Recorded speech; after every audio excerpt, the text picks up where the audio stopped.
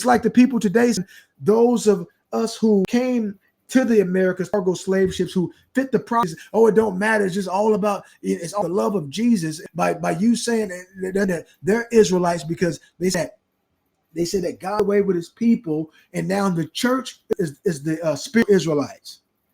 The Bible doesn't say anything like that. The law was always spiritual, right? Every last single person is supposed to be, every one of us have a soul first.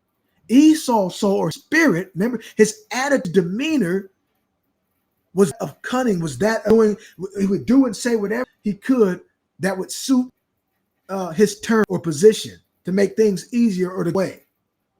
Okay, like a chameleon. So think about this.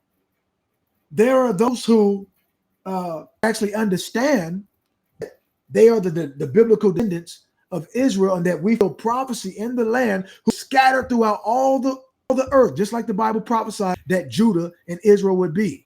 Okay, and that prophetically, when you get Jeremiah 23, Israel would be safe in the land when Yahshua comes back.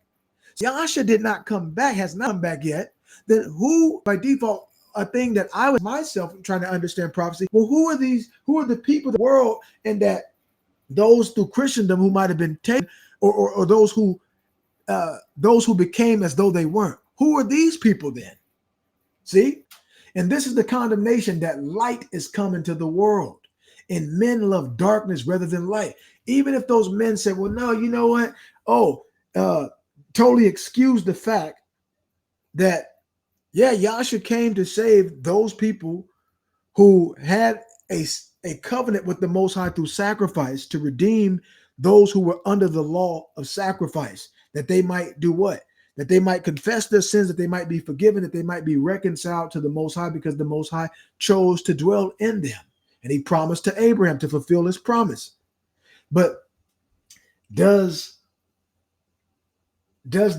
how do you say it? There was something. Does the promises take away, or is the law against the promise?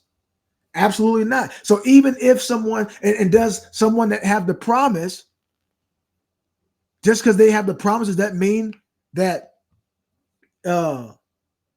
just because a promise that they're a descendant of Israel, does that mean that the law has no effect? Absolutely not. Because remember, righteousness is established through Torah. These are the moral acts of the Most High. So the scripture has concluded all were under sin, the circumcised as well as the uncircumcised. But there is an order to this. So when man gets in their feeling on either side, and they begin to, their judgment is skewed or corrupted based on the pride within man. Okay, each individual, and them not being able to humble and do what? Accept the truth, to the acknowledging of the truth, that they might recover themselves from the snare of the devil. The devil will use that same snare against a quote unquote, if you will, a white man or a Caucasian man, the same way that he'll use that same thing against a black, if you will, what they call black, or a melanated person, who use that same thing against them. Everyone has to obey what God says. Okay, that's the bottom line. But there's order to it. So look at this here.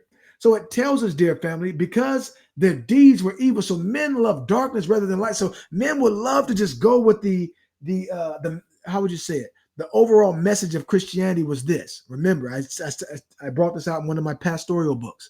In the Old Testament, God dealt with Israel, and the revelation was that the Most High would save them. When they go out, he went out with them. When they come in, he would save them, but they fell.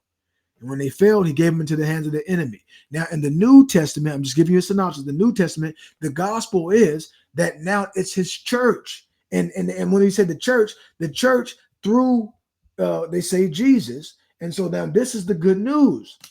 It doesn't matter if you're Israel, it doesn't matter if you're of the other nations. It's all in Jesus, right?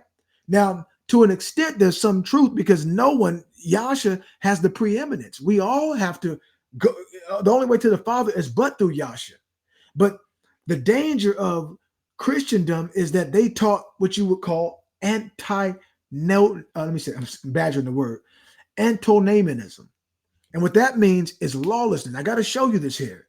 Okay. So let me just put it on the screen really quick, make it big for you. Look at this. This is the danger. Antinomianism is a term that means against the law. It is a doctrine that Christians are freed by grace from obeying the moral law, the royal law. It is seen as an extreme or unbiblical form of the Protestants' belief of justification by faith alone. It is also a pejorative term for the teaching that Christians have no obligation to follow the laws of ethics or morality. See?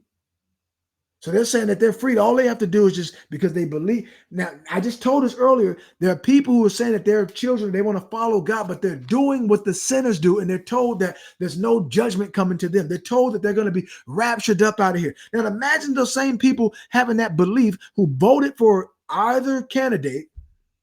Either one of those candidates was still pushing the same what? The same narrative. They had to give you two lesser evil, give you the idea or the illusion that you're choosing, that you're empowered when you're not. See?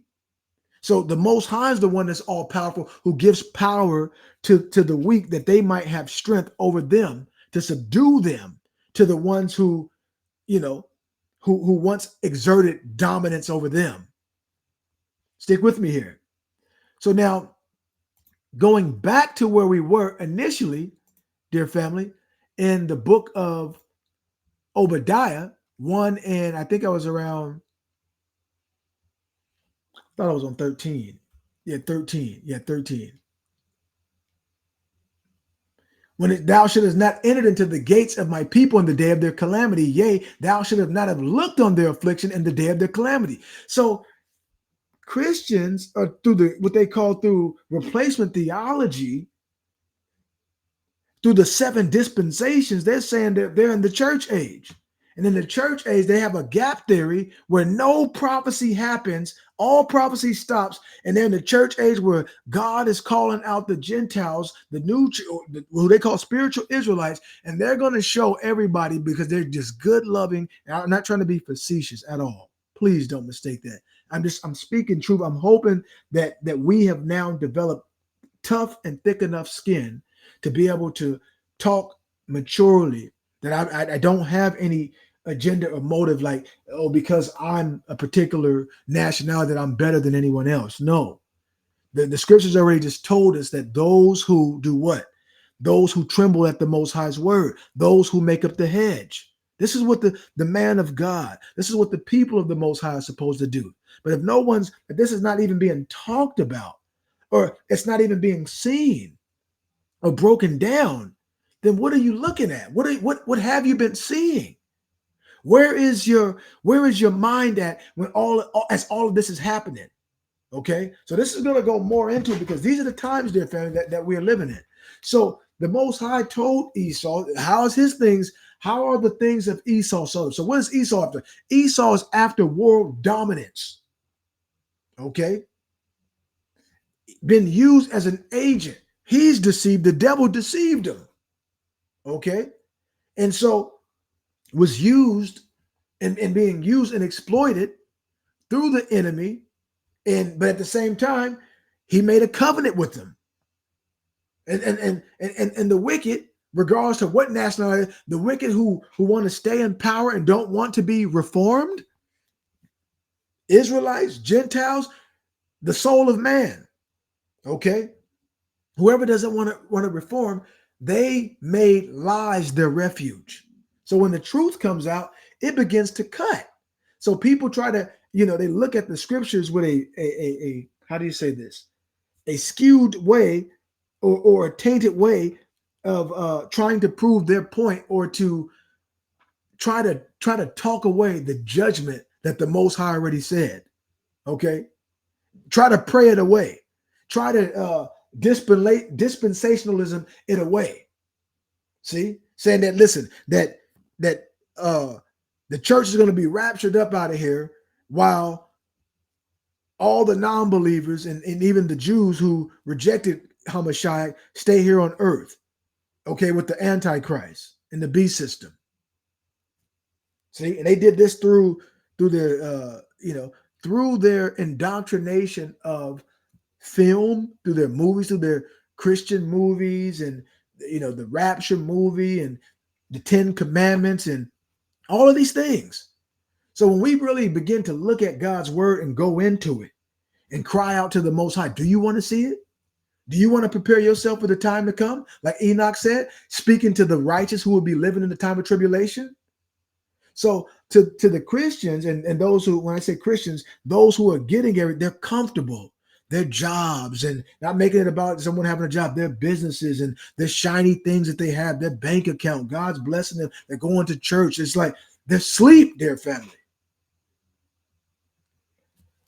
And not just them, you have other people who are asleep. There are those who, anyone that's attached to anything in this world, there's nothing that we should want more than the Most High's kingdom, and preparing for that by doing what? Our obedience, being disciplined, devoting ourselves to the study of his word. Every day we should wake up. How do we become whatever thing that we struggled at, whatever the thing that made us fall in sin yesterday, upset us and moved our spirit in a negative way? We have to master that. Because if not, you're not, and we're talking about that straight and narrow gate. Enter ye at the straight gate. If you don't, you're not going to enter into the gate. Even if you see the gate and you want to walk in the gate, understand that the angels will be there. And no one's going to bully their way or overpower their way into Hamashiach's kingdom. It ain't happening that way.